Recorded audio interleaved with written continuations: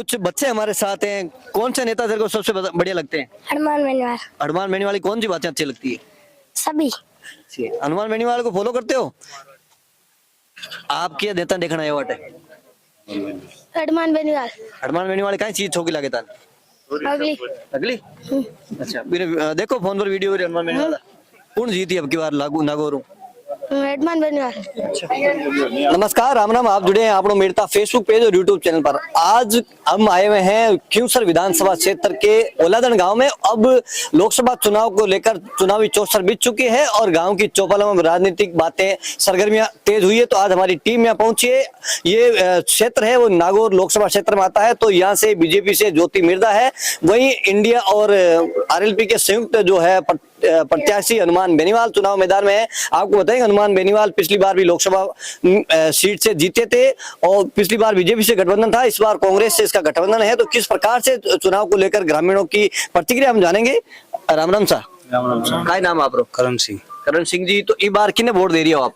RLP ने। RLP RLP कई नीतियां है अपने, कई काम अच्छो लगे आरएलपी से जुड़े हो आप? सब कुछ काम अच्छा लगे। जैसे कि एक काम रोड को, पानी को अच्छा लगा। और विधानसभा में चुनाव के वोट किन दियो आप? आरएलपी ने। आरएलपी कितना एक टाइम आरएलपी से जुड़े हो आप? ठेठ तक। बिल्कुल। तो एक कह रही है आरएलपी साथ जुड़ियो है, सड़क को जो विकास कार्य करियो भी ने प्राथमिकता दे रही है। राम राम जी। राम राम। आपको क्या नाम है? गरीब राम। गरीब राम जी, आप कितना टाइम वोटिंग कर रहे हो और आरएलपी तो जब कितना टाइम उन्हें सब जुड़े हो आप? वोटिंग 15 साल होगी और आरएलपी में 15 साल होगी जोड़ता है।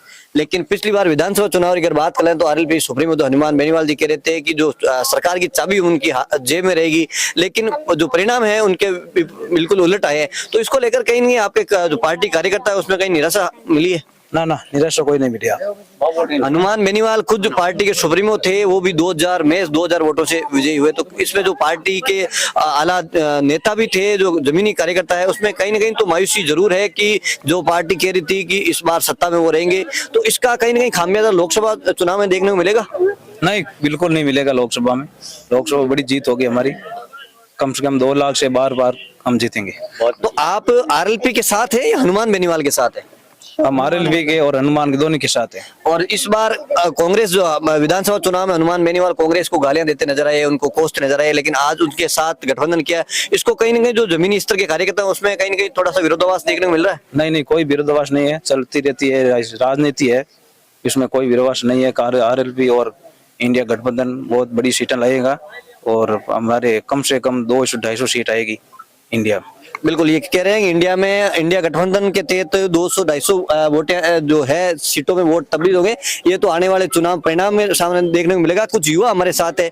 इस बार युवा चुनाव में किस मुद्दों को लेकर अपनी मांग लेकर रहे हैं, किन मुद्दों पे आप चुनाव में वोट करेंगे? चुनाव तो हमारे लगभग तो रोजगार है।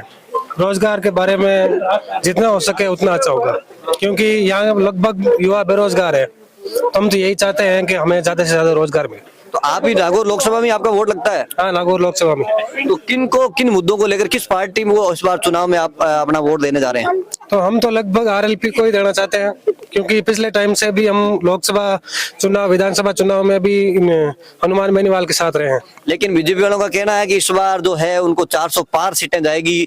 तो अगर हनुमान बेनीवाल जीतते हैं तो भी विपक्ष में रहेंगे, तो आप जो सत्ता पक्ष है उसके साथ नहीं जुड़ना चाहेंगे? वो तो मतगणना के बाद ही पता चलेगा।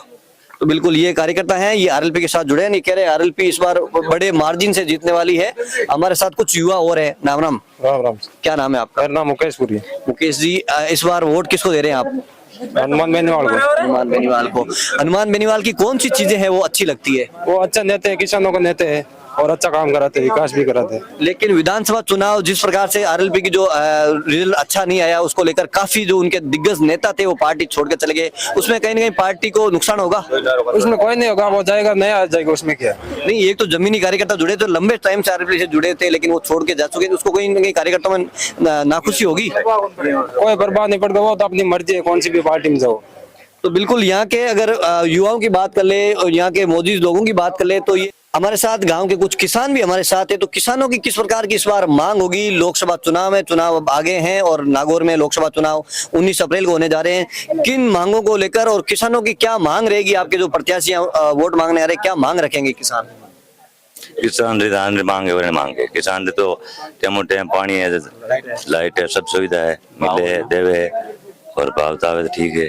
आप हनुमान बेनीवाल की विधानसभा क्षेत्र क्यूसर से अब रहने वाले हैं। क्यूसर में किस प्रकार के उनके कार्यकाल में यहाँ के जो क्यूसर के निवासी है उनको बाकी विधानसभा में किस प्रकार की राहत मिली है?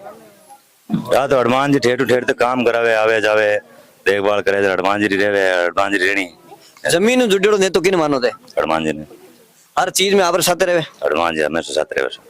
तो बिल्कुल साफ तौर पे इनका कहना है कि हनुमान बेनीवाल जमीन से जुड़े नेता है और उनके हर दुख दर्द में इनके साथ रहते हैं। अब ये आने वाले 19 अप्रैल को किस प्रकार से वोटों में तब्दील होते हैं ये आने वाले समय में पता चलेगा। कैमरामैन मनीष मुंडेल के साथ मोहन मेहरिया, नागौर।